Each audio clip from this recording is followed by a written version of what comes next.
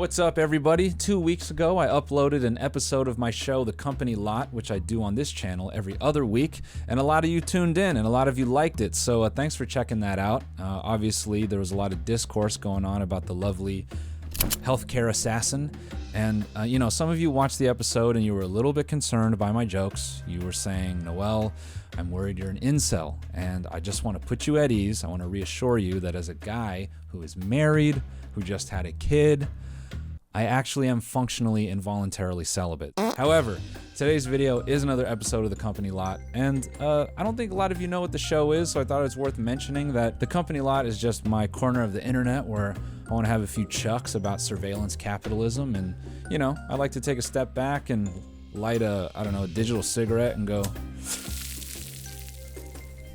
maybe a corporation shouldn't do that. Now, for everyone who's been listening to the show, they all know my reading level is about that of a 10th grader, so if this is your first time watching the show, just keep that in mind. Nothing genius will fall out of my head, but I still try my best, and today's episode is a lot of fun. I recently learned about Verizon tracking people without their consent by way of zombie cookies, and that is kind of a nice conversation and how it leads up into Walmart doing a little tricky thing this year by buying Vizio. So if you're into this sort of thing, you're going to get a lot more of it. So inject it in your veins. Here's a bunch of dirty corporate secrets. I hope you enjoy this episode of The Company Lot. Before we get into the episode, folks, I want to let you know right now I have another piece of media that the algorithm will bend me over for, and that is going to be a new episode of Hot Laps. It's not dead. I've just been building the car up to a disgusting degree, and I've actually made it too fast, too powerful to film it anywhere. So living in LA with this high-powered of a concept was actually a bad idea. But nonetheless, I was able to put together a couple episodes recently, and that will be coming out soon. Now, folks, I am hungry. I don't even want to lie about it. I don't want to pretend this whole recording that I'm not starving. I actually texted... on my way over here, I texted somebody. I said I could eat my weight in Lunchleys at the moment, but I abbreviated it ATM. So I said I could eat my weight in Lunchleys ass to mouth. And I think that applies still. Today's episode is fun for a number of reasons. I want to talk to you about a couple different things. I think something I'll touch on are zombie cookies. And that is not a euphemism for gothic vagine. That is a technology that is in all of our phones. I want to talk about Walmart being a bit invasive. And then the thing that is actually at the top of my mind are U.S. senators probing airlines for junk fees. Is it lame to start by talking about airport stuff?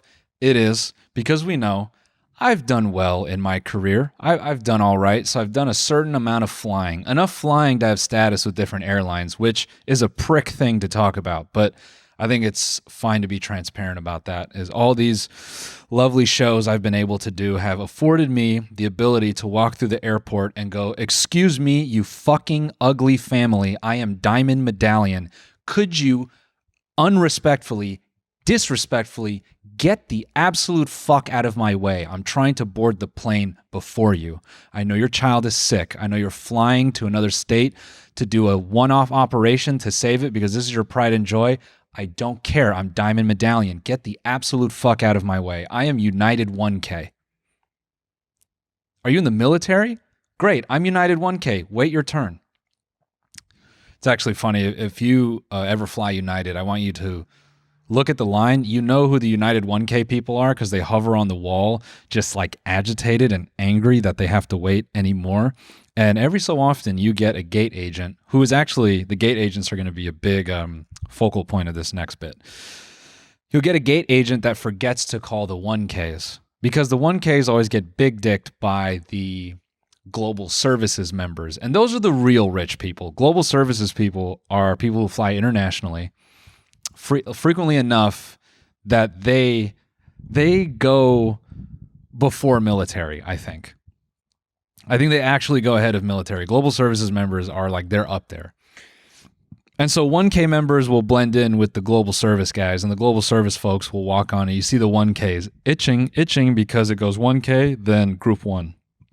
And every so often you get a gate agent who just doesn't care. And they just flippantly call group 1.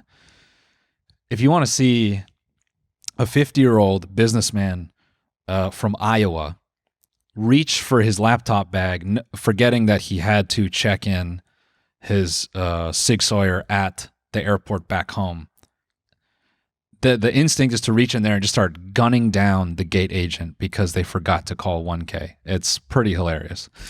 Anyways, I shouldn't talk about my fellow 1Ks like that. U.S. senators grilling airline officials about fees for seats and checked bags is the headline in, what is this? I know it's the Associated Press, but I think it's more fun to call it something juvenile. Okay, I'm going to go through this article just a bit, but I want to headline it with something. Okay, ready for this? U.S. Airlines raised, get ready for it. No, actually, U.S. Airlines raised more than blank. This is a amount of money from fees on checked bags last year. Okay? So U.S. Airlines have recruited more than this number. Okay, if you're solve for X here, from fees on checked bags last year. I want you to guess what that number is right now out loud. Wrong, $7 billion. $7 billion. That's DraftKings money, dude. That's casino money. That is, I don't know, a good January for Mr. Bezos. That's a good number for a corporation. $7 billion. Look at this. United, American, Delta, Frontier, and Spirit collected a combined total of more than $12 billion in seat fees in the last 5 years. And I'm assuming that is for charging people an extra $100 for 2 inches of legroom that probably doesn't exist. It's actually just hitting me now. When you pay for that Comfort Plus, it's probably the Dodgers, small and large beer conundrum, where it's small and then you pour the small into the large and it's the exact same volume. Bet you it's that. Check this out. Members of the U.S. Senate subcommittee, not the DOM committee. Yeah, feel that one. That was fucking bad, wasn't it? Members of the U.S. subcommittee took aim at airline executives Wednesday for using an expanding menu of fees to charge customers for early boarding. Not me, because I'm United 1K. Wait, actually. That's the long con. I've overpaid for tickets. I've overpaid on things to get that stat. Oh my God, I'm a sucker. Charge customers for early boarding, better seats, and other comforts that used to be part of the ticket price. Senator Richard Blumenthal, he's a Democrat. A Democrat complaining. What else is new? JK? Mean satire? He said he thinks the federal government should review and perhaps, because he doesn't want to speak out of turn because we know what the fuck Boeing does to those who, you can't get mouthy around Boeing. They make sure that they send you to a black site when you do that. The federal government should review and perhaps fine the airlines for their use of what he calls junk fees. Blumenthal, the chairman of the Senate Permanent Subcommittee on Investigations, what is that even? What is that, like the car audio department of the government? Like in Best Buy has the car audio. It's like this useless, who even needs it? Anyway, he said seat fees were pure profit for the airlines because they don't have to create new seats or incur other expenses by allowing customers to pick where to sit. Now, I like where he's going with this because I recently took a Delta flight, and this cracked me up. I paid for business class like a moron,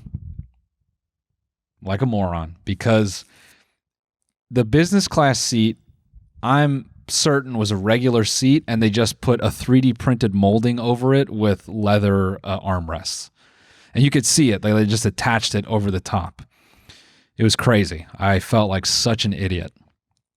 Anyways, some senators expressed frustration during Wednesday's hearing. Ever since I got into the alien thing, sorry to jump out again, but ever since I saw this alien Senate hearing, it's kind of amazing how many these boring Senate hearings feature all of our nation's greatest issues in the most boring, sanitized environment. And it's such a that context is ripe for not giving a fuck about making progress. I think we need to change Senate hearings to have a little bit of, there needs to be like some pressure, some memorable aspect to it. I'll come up with whatever that should be by the end of the hour, maybe. Anyways, some senators expressed frustration, hearing when airline executives could not explain how they set the amount of various fees. It's pretty awesome when you're a big corporation, you can just pick a guy and just send him to die. Hey, a lot of people are mad. They're outside picketing and throwing stuff at the front of the building. Go out there and answer for our crimes. Quote, we're all captives on your airplanes at a certain point. You just say you want to pick a seat, we're going to charge you some random amount more. Senator Maggie Hassan said, it would be good if you guys could be transparent about what you do and why. Are these guys all at gunpoint? Like, can no senator just kind of come out with it and call it what it is? It's like this, like, I guess the lobbyists, you know? I just assume lobbyists are in everyone's ass, so they can't complain too much. But apparently the fees don't seem to be discouraging anyone because Americans are flying more than ever, which is really interesting. Because why? Where are we going? It's a fun tangent on this. I read this like a couple weeks ago. Bernie Sanders and some other folks are getting on the TSA because Bernie put out a letter basically saying that the TSA was doing and has been doing. How would you phrase this? He said their data collection policies are invasive. Because I don't know if you've been to the airport lately, and an airport agent may look at you and they say, step in front of the camera, please. They just tell you to do it. The TSA is capturing your face if you have pre-check. They're capturing your face. They take a photo of your face. And this whole time, people thought you had to do it. And it was optional this whole time. And the TSA is collecting all that face data for themselves. And Bernie is basically like, hold on, guys. Where are you storing this information? And why are your opt-out policies not super clear? I started reading a bunch of Reddit threads about people trying to opt out of it in real time. People saying, I didn't like the idea of my photo being taken, so I questioned them, and I never got no as an answer. Like, it was indirect pressure, just saying, please just step in front of the camera. Sir, you're holding up the line, but they could never really answer this person specifically on why he had to take the photo, and ultimately it led to him getting out. But he kind of bended the knee because he didn't want to have to do this every time he goes through TSA. And TSA agents aren't telling people it's optional. They're just saying get in front and they just taking the picture. So crazy that around the time that travel is up, they're also spending more time capturing this information for God knows what. And that'll be a nice schizophrenic tangent into what I want to talk about later with zombie cookies, because oh boy, I'm moving through my surveillance capitalism Bible. Shout out Shoshana. God bless Shoshana. I read the most like dystopian 5 pages out of the entire book so far. Everything I've read, that was the one where I go, no shot. No shot. I don't mean to blue ball you, but I'll just kind of fast forward through the rest of this article in a second. We can probably get to that because that's more interesting. Yeah, so it looks like this Senate hearing was just a couple guys on the stand being like, well, we see the fees are this and this because, well, that's what we decided last year.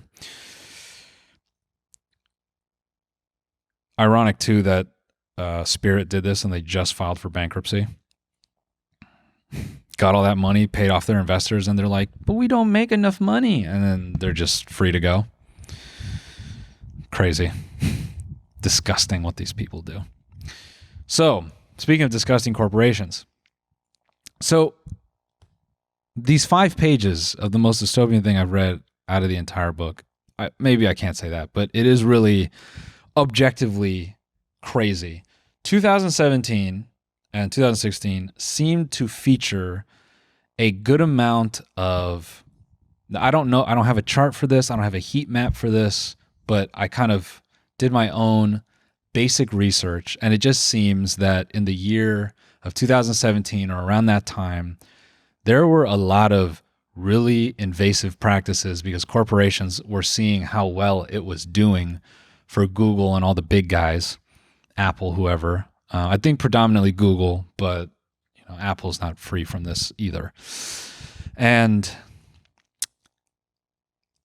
people were trying to basically create any startup that would take advantage of data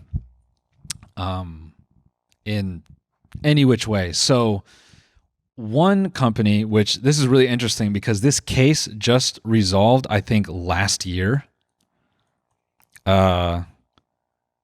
HiQ versus LinkedIn. So this may blow your mind. HiQ Labs versus LinkedIn. This was resolved 2 years ago, just 2 years ago. But this legal battle started, I think, in 2017, 2018. So this company, HiQ Labs, I don't want to butcher this, but this is the general practice they were doing.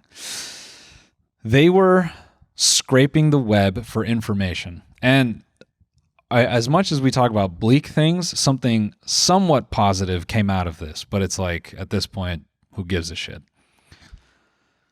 So this company, HiQ Labs, was scraping the web for information, specifically LinkedIn. And part of the services they were offering to companies was to inform a corporation if their employees were at risk of quitting their job. So they were, I guess, scraping LinkedIn profiles for maybe, I don't know, commenting on other things, making changes to their resume. And I don't know the extent of the scraping they were doing. I'm sure that, there's more info on what specifically the information they were gathering to kind of offer these, these assessments to different companies. And I think it's really funny that LinkedIn, one of the most, invasive and creepy tracking companies that to participate in tracking, gets upset that someone is using their data to do something shitty. Because LinkedIn was, I don't know if you guys remember back in 2011, 2012, there's that famous video about a guy making one reference to, I think, his sister or something, and LinkedIn was able to figure out or serve a profile. I don't know, whatever. I'll get the exact naming on that. It was a famous YouTube video, I think, or article. I'm getting carried away. So HiQ, they go through this whole thing where they go back and forth with LinkedIn, and it was ruled that web scraping is legal. However, you cannot take public data and resell it. So stuff you put out online, you can't resell that information to someone else, which is cool.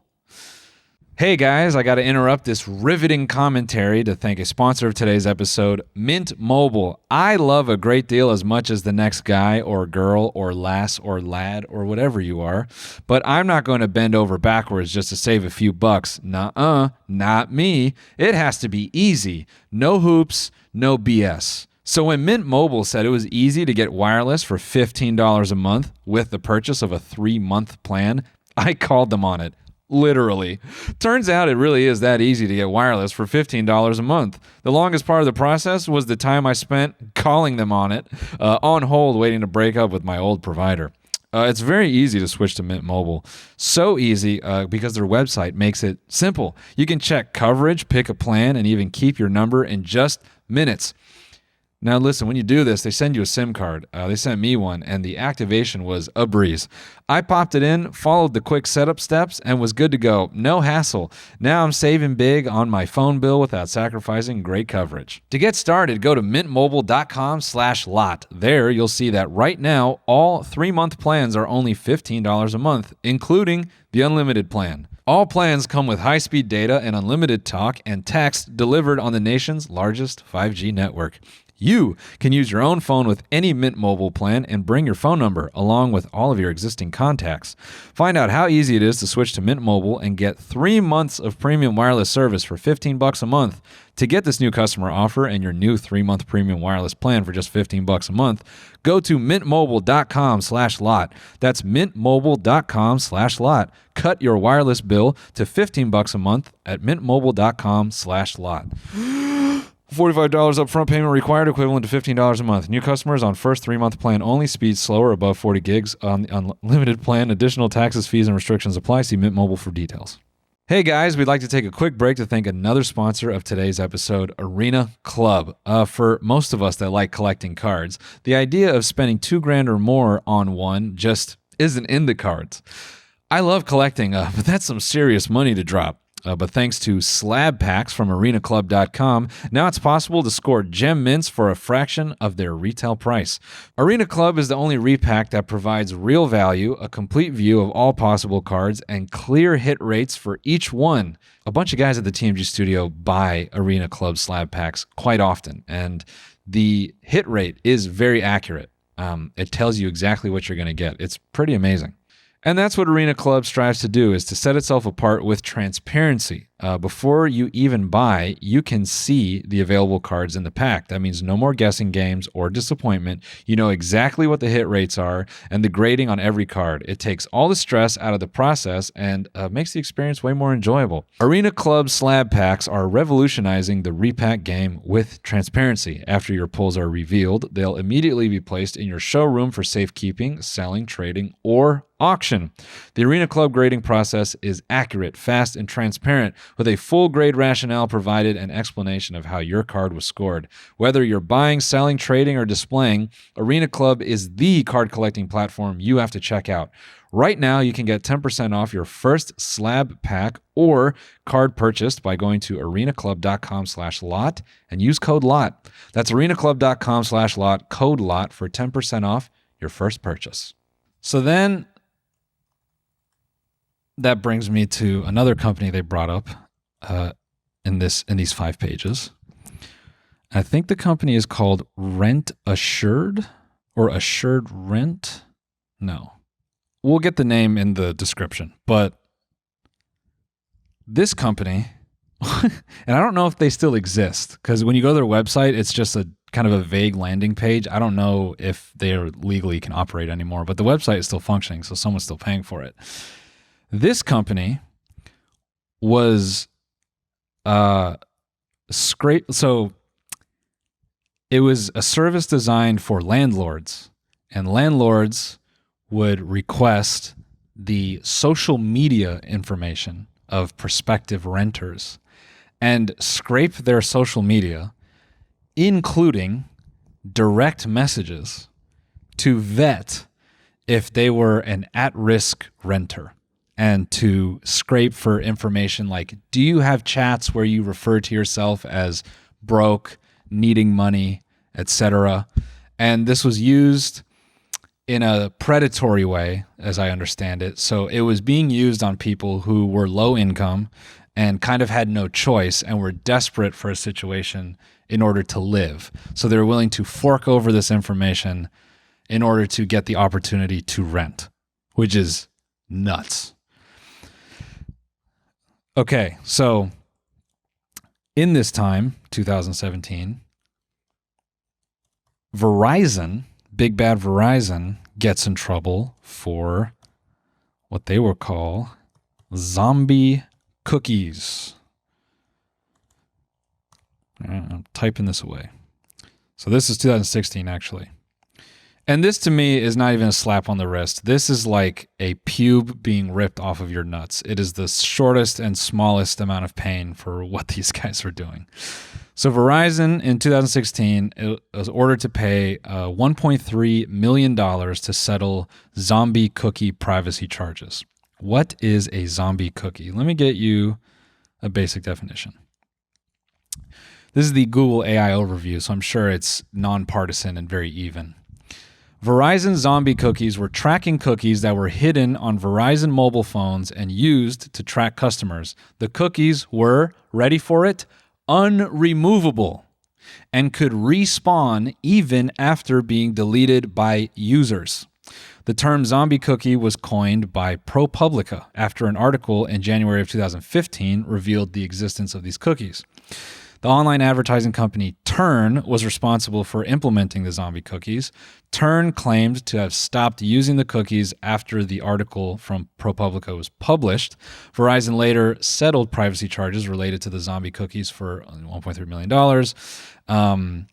Verizon also supposedly changed its policy to allow users to kill the tracking code. The zombie cookies were also known as super cookies and were a type of tracking technology that would allow Verizon to monitor customers' internet activity. Now here's where it gets more fun.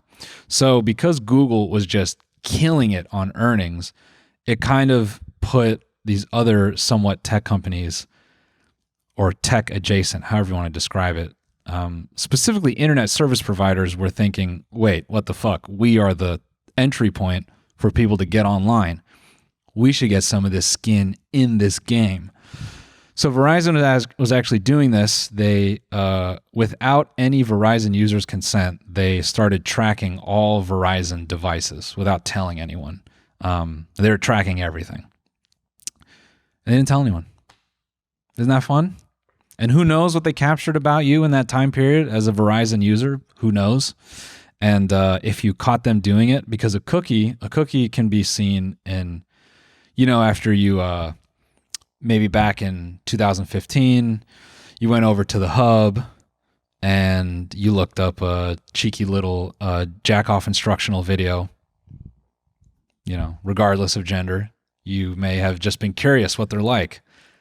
You wanted to follow along. It's like an audio book for a penis. You wanted to fall asleep. And then you're like, that's kind of embarrassing. Let me go delete my cookies. Well, if you did that on your device, maybe a Verizon zombie cookie could have been in there and you could have deleted the cookie and been like, okay, no more history, no more tracky, I'm good. But it came right back the moment you deleted it, as I understand it. So Verizon kind of started getting hit with lawsuits, and they danced around this by buying AOL and then leveraging what they were doing through AOL, and it kind of becomes this convoluted web. So in this pocket of time, I'm just kind of reading about all these invasive tracking behaviors that other companies were doing without user or a subscriber or anyone's consent. Okay? So who knows the extent of what tech companies were doing in terms of tracking you unaware? And I think often we always throw out everyone's tracking, so who gives a shit? But I am strictly fascinated with, not strictly, but I am extremely fascinated with how little care any of these companies had, and the rat race to get all this information. And when you think about how many weird startups or big companies, medium, whatever, that may just have a snapshot of your internet user behavior. I mean, Facebook was tracking DMs. They were scraping DMs to see if you sent links for products like shoes, and they were populating ads on your Facebook to try to get you to buy those things. I mean, it's crazy. And I know when I kind of kicked off all of my conspiratorial ideas, I had a few people say this is nuts. This is an oversimplification. And the more I read into this book, no, it's not, bitch. So to that one comment from 5 episodes ago, fuck you. It's honestly impressive. It's impressive the like the list of just sheer gimme. That's how I describe it. All these companies just going, gimme your info. Gimme. And we had no idea. We had no idea this whole time. So if you're a Verizon user, yay. Now I'm going to take a fun tangent here because I've gone down some basic like surface level threads about smart TVs and how you may know or you may own a smart TV and your remote has a microphone in it, and some smart TVs have the microphone built into the television. I've gone through some surface level threads and I've seen some videos about how people try to they always deny their smart TV any internet access, and some people have gone to steps further because they have discovered their smart TV was communicating what are called packets. So packets contain information. They're able to find that their smart TV was sending and receiving packets from the router despite being disconnected from the Wi-Fi. I don't want to say too much more than that because I don't know too much about it, but I've seen that at a surface level. So Walmart has bought Vizio for $2.3 billion to use its TVs as a new way to blast you with ads. Why this is fun? Because let's roll the clock back. In 2017, Vizio settled with the FTC, paying $2 million in fines for secretly collecting billions of data from consumers without their consent and without saying what they were collecting. What were you doing in 2017? I know one of you is using the Vizio internet browser and you're looking at porn on that. You're like, this is how I'll escape it. They can't get me if I'm on the Vizio. They can't get me pirating if I'm on the Vizio. Yeah, I put all my porn and my pirated movies on my Vizio. Yeah, I use my hacked Roku. I use my hacked Fire Stick. No one will ever know. Maybe Vizio knows. Maybe all that weird, I don't know, bukkake stuff that you like, because you know you like it. You like it. Time out. You like it. Yeah, you like it. Maybe all that stuff that you were browsing on your Vizio, that they have that at a Vizio server, and that's got your name on it, first and last. You likes bukkake, which, fine. I mean, who doesn't like a toaster strudel? I'm going back to this Vizio article real quick just to get some more context. The FTC announced today that this is in February of 2017. The FTC announced today that it has reached a settlement with Vizio, which it alleged misled customers about what data its smart TVs were collecting. Vizio has to pay $2 million in penalties. And they had to pay the FTC $1.5 million. What does that really do? What does that really do? It's crazy. These are barely punishments. The biggest privacy concerns surrounding this practice is that the tracked data included IP addresses, which is, I don't know, that's basic cookies. Who cares? Oh, here we go. This is fun. This information passed through a data aggregator, enabled advertisers to track your behavior across devices, which in turn allowed advertisers to see, for example, whether a consumer had viewed a particular television program following exposure to an online advertisement for that program. So that's fun. They wanted to see how many Humira ads you saw. That was a top drug in 2017. According to the complaint, Vizio began sharing the data for audience measurements purposes in May of 2014. Yay. When was YouTube purchased? When was YouTube? I like how Google pretends like it doesn't know my question. Yeah, no. Type it in. No. Type it in. We don't know what you want to ask.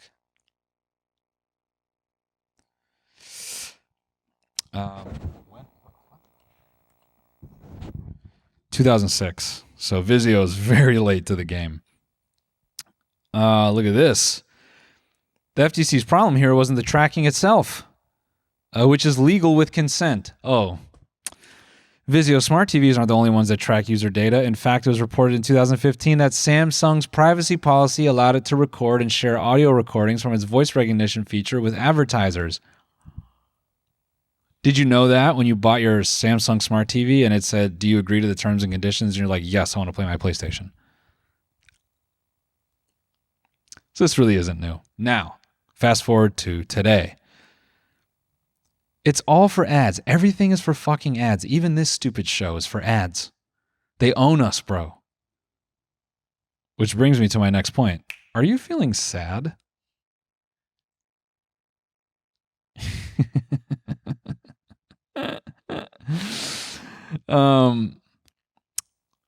Let's get to the fun part in this article. All those Vizio TVs swarming the aisles of Walmarts across the globe will now be owned by Walmart itself. Walmart bought the TV maker Tuesday wholesale for $2 billion. At first, you may assume Walmart wants to use the brand as its main TV for in-store and online shoppers, but according to the retail giant, it's all to put its own ads on Vizio brand smart TVs. So this is kind of a fun thing to think about. It's a fun thought exercise. Because shout out to Shoshana, this is a point she brings up. An existence of a capitalist market or a free market that relies on raw data, it motivates a company to do strange things to capture more of that data. And within this portion of the book, it brings up how everything we're doing is being digitized, and damn near everything we're doing is being converted to text. It's like sitting on a database somewhere. What you watch, who you message, who you follow, what ads you've seen. It's all like it's going to be cool when you can, on your deathbed, request your data records from Google, Facebook, whoever, and you can actually you don't have to wait for the light at the end of the tunnel. You can actually get a very detailed book of everything you've done. You can go all the way back and be like, oh, wow, I said that stuff.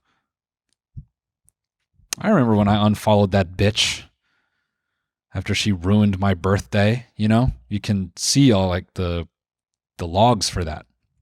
You can go back and reminisce on all the times where you and your boys were in Discord saying weird stuff to each other. All that. So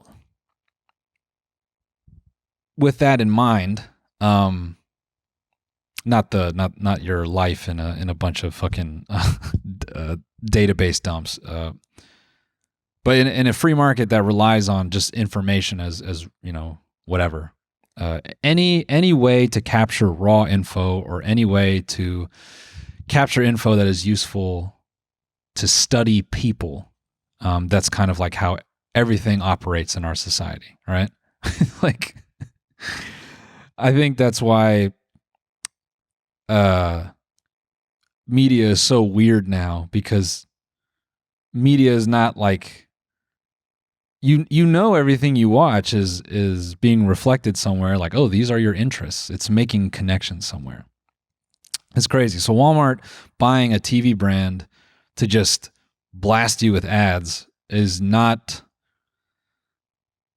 crazy, but I guess it is like it's like one of those things. It's just it's not that big of a deal, but if you take a step back and look at it, it's kind of interesting. You go, oh yeah, a big corporation whose primary business is to sell bullshit doesn't want to sell the TVs. It wants the TVs to reinforce its brand to you. That is fucking nuts. Oh, we just want to buy more screens to literally be in your face. Crazy. Vizio SmartCast enables viewers to stream some content through ads with services like WatchFree Plus. Now Walmart will have access. This is the other point I was trying to bring up. Now that they've bought this brand, whatever weird bukkake stuff you were watching in 2017 that's sitting on a crusty old hard drive, now Walmart has it. And if you start going into Walmart and browsing TikTok and you start getting weird Walmart ads for this is the thickest bounty cleaner upper. You're like, what? Or it's like, now in stock in the frozen aisle, Cinnabons.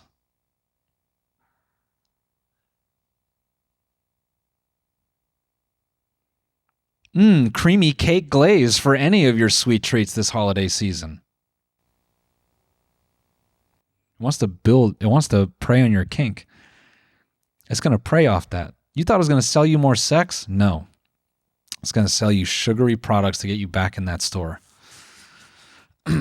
Anyway, now Walmart will have access to 19 million active accounts logged into Vizio services. So now Walmart wants to know what ads you are watching, what you're the most exposed to, That's another crazy thing. Do they want this? This is just a question out loud. Do they want this data to see what products seem to be viewed the most on television so that they can clear off some of the shelves and reinforce that to you? Nuts. The big box retailer said it will continue to operate separately for the foreseeable future. Yeah, fucking right. You think we were born yesterday? You were born yesterday? It doesn't even matter what they put in these articles. The American average reading level is second grade, me included. What's awesome is in this article, they bring up the $2 million slap on the wrist from way back, talking about them buying and selling data. And I didn't know this. Vizio is a popular TV brand. I thought Vizios were like TVs you stole. I thought these were like exclusively just you buy the display. Because aren't TVs like just dumb cheap now? What's the price of a Vizio TV? Is this for real? Oh, fucking the classic Best Buy Insignia TV. You know what's crazy is Insignia is a Best Buy brand, and when I worked there, I heard that the Best Buy discount is not what it used to be. At Best Buy, when I worked there, you used to get shit at 10% above cost.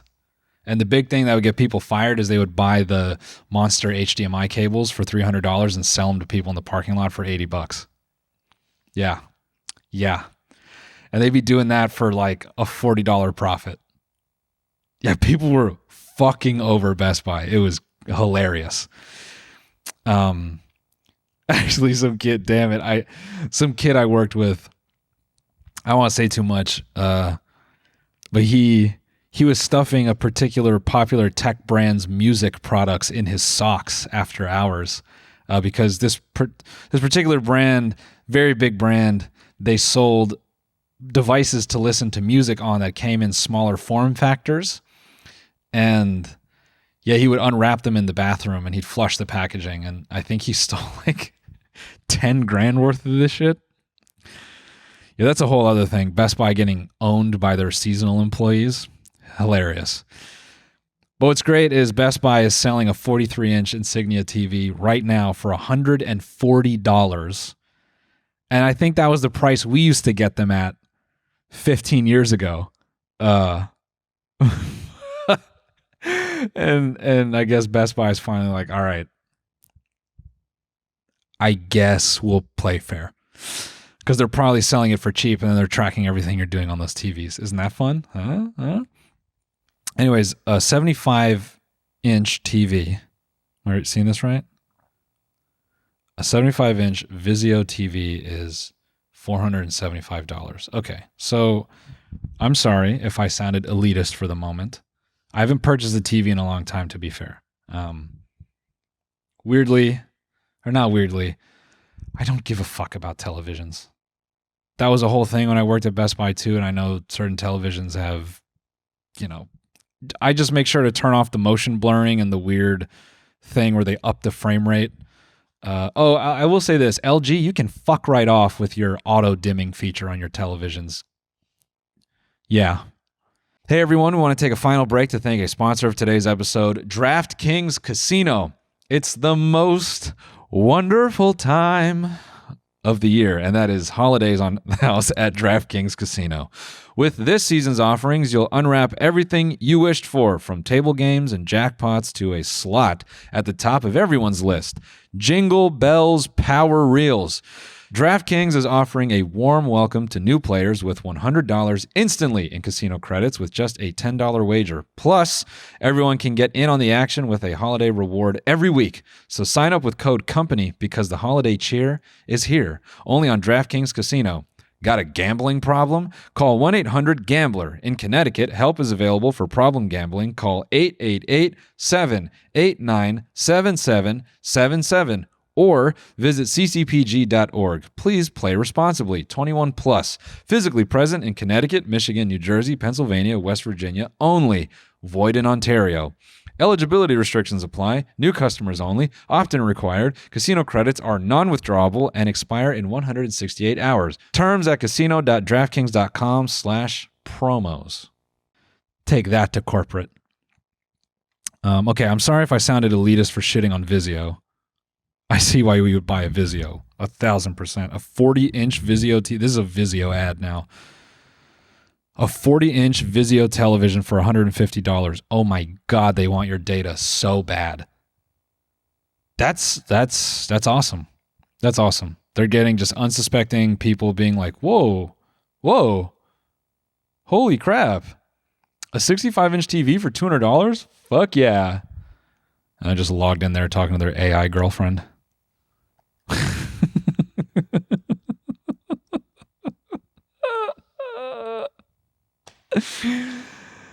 And Vizio has data on the lonely male pandemic. And then weirdly, Walmart starts 3D printing girlfriends and putting that in the front of the store.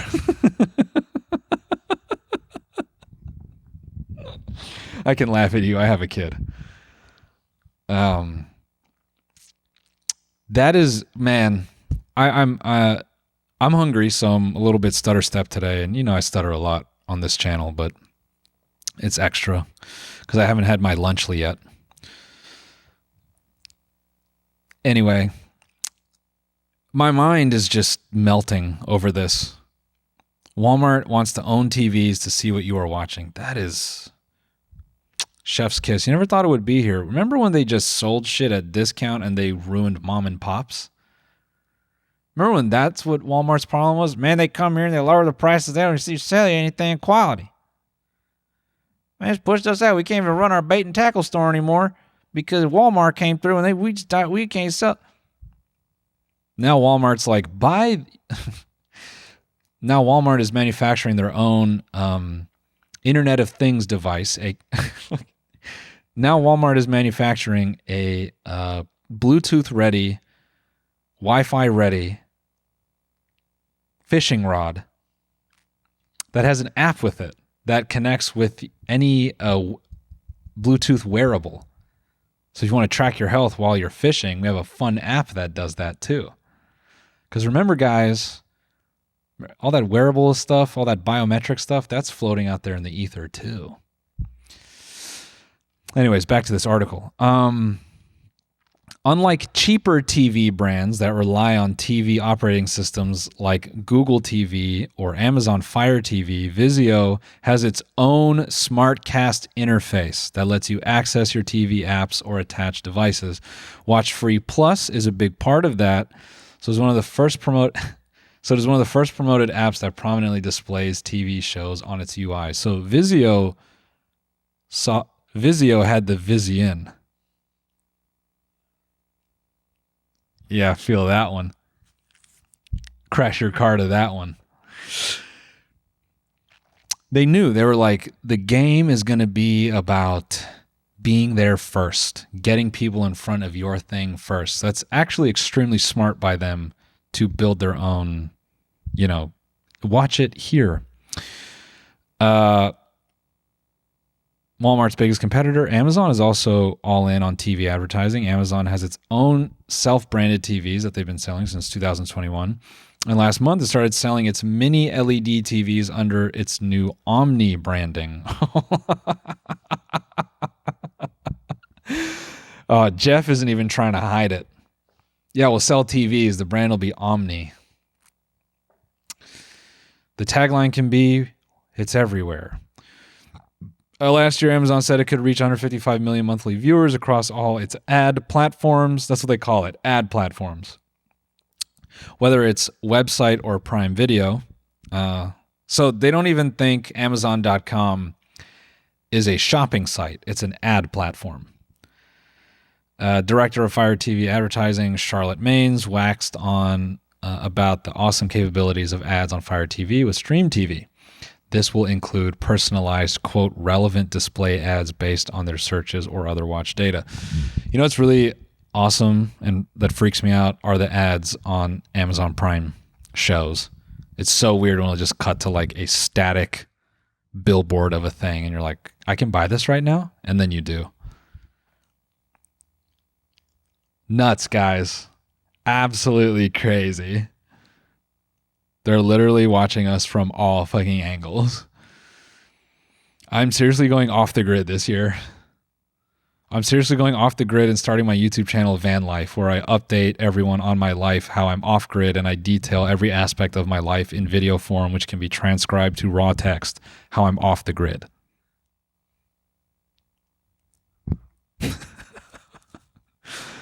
And I will upload on public Wi-Fi all these captain's logs of all of my activities off grid. And I'm also logged into YouTube when I'm off grid on a Starlink web connection, and I'm looking at porn, and I'm buying gaming products, and I'm playing Valorant off grid. Awesome, dude. Semi-related, I guess people are losing their money to Johnny Depp impersonation scams, which this is just, oh my goodness. Oh my goodness. You don't have to go to this level, dude. You don't need celeb. Man. Is this about to be old people thinking they're getting direct message by Johnny Depp? You gotta instill it in people. You are ugly. And not in an insecure way. We have to make it clear to people you are ugly, you are unwanted after 22. If you're 23 listening to this, you are ugly and you are unwanted. You're disgusting. You're a dinosaur. You're a moldy cigarette. Okay? You're laced ecstasy. You're disgusting to everyone. You are unwanted. Your youth has escaped you. If you're over 22 and you're watching this, your youth has escaped you. The world is over. No, just kidding. But this is great. Have you or a loved one received a message on Facebook from someone claiming to be Johnny Depp? You know what's great about these conversations is I have no extended family that I would ever have this conversation with. And I mean that literally. I have no extended family that I communicate with. They're out there. And they can hit me up. If they're seeing this, you can hit me up. But it's been a long fucking time. It's a scam targeting the elderly. Yeah, here we go. That's become commonplace. These victims are often handing over enormous sums of money. God damn, Johnny still got it like that. That is so low effort. I'm going to be the pirate guy. Hey, sexy, my car is broken. Damn. Picture your grandma on her iPad, on her Chromebook, hitting back Johnny Depp on Facebook at size 72 font.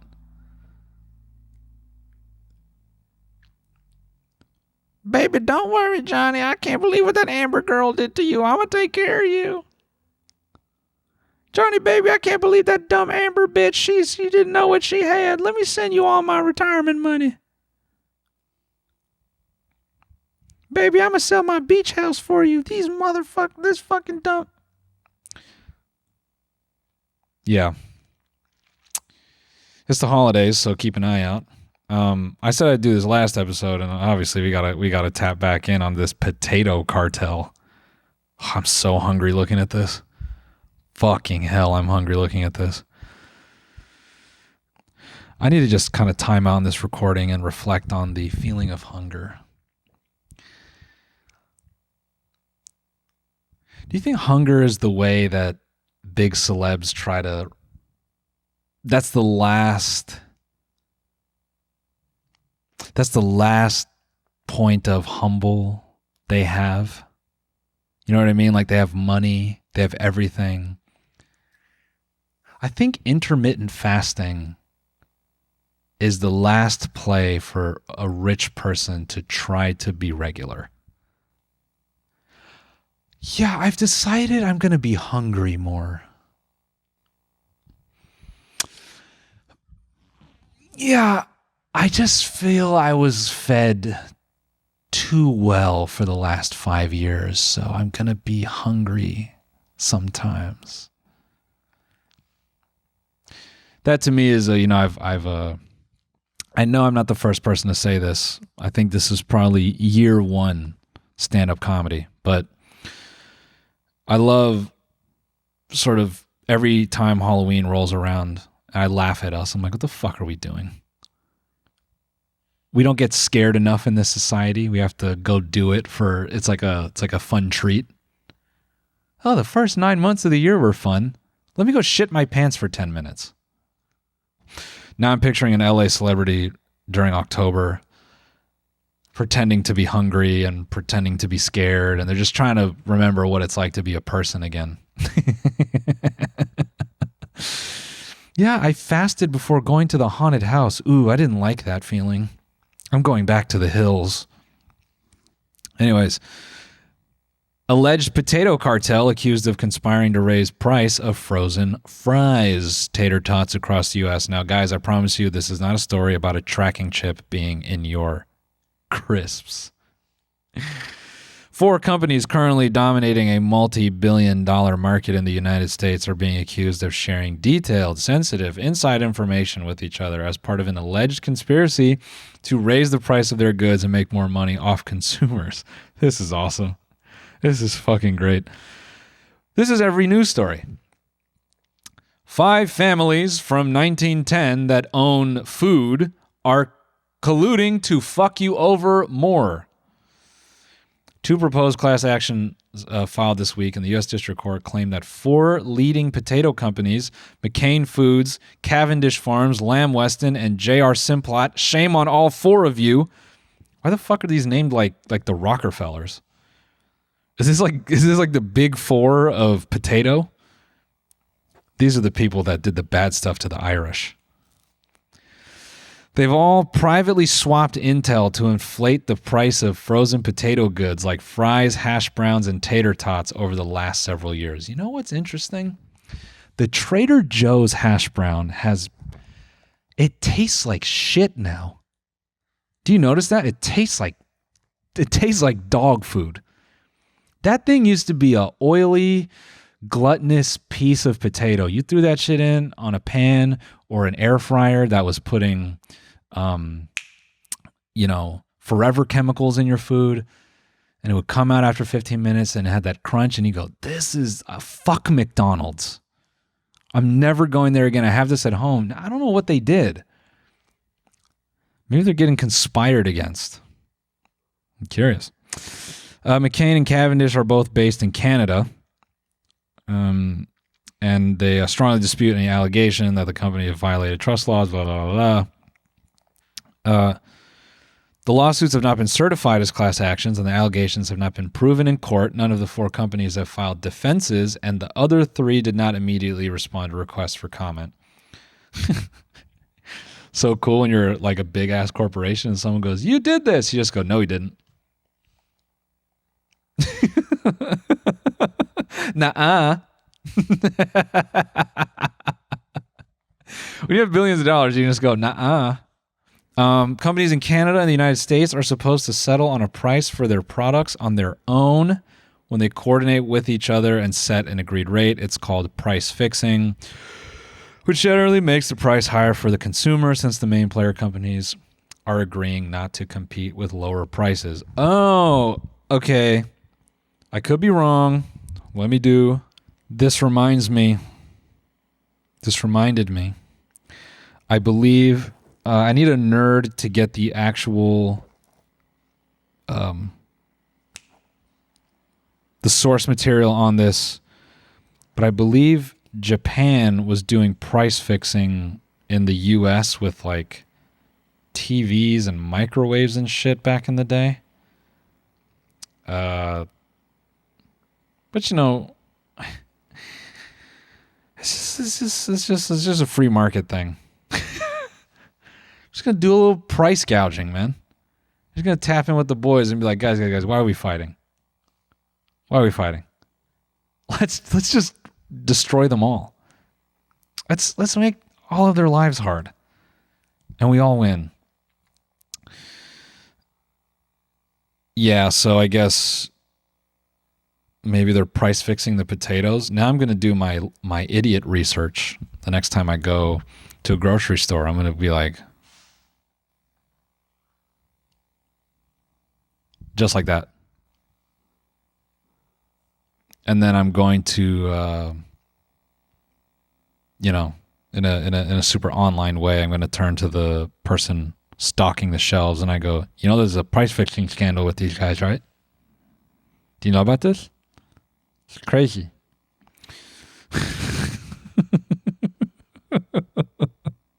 That's the great part about this show is I want to put so much information in your mind that I make it so that it is incapable for you.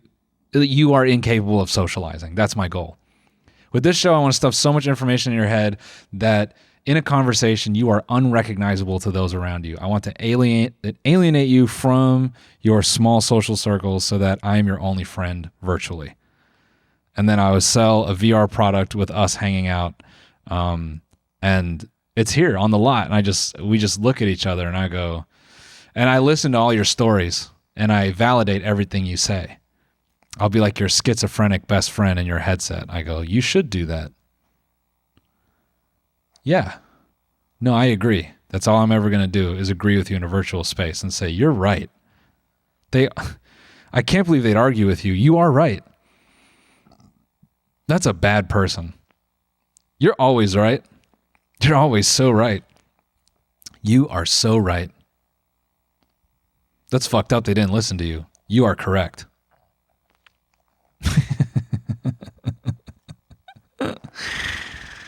I think now at the end of the episode when no one is listening is a good time to bring up that we're planning to have some chats with some hackers. We're hoping to get some fireside chats with some hackers. And it's been a long time goal of the show. And I'm actually pretty stoked about that. So I want to throw that out there. So you're all knowing that not every single episode is going to be about corporations in America trying to get their nasty little fingers into every aspect of our life. Sometimes we'll have credible, experienced people in the world of technology to comment on things. It's not always going to be me. Well, thanks for listening. I am extremely hungry, so I'm going to go eat. Goodbye.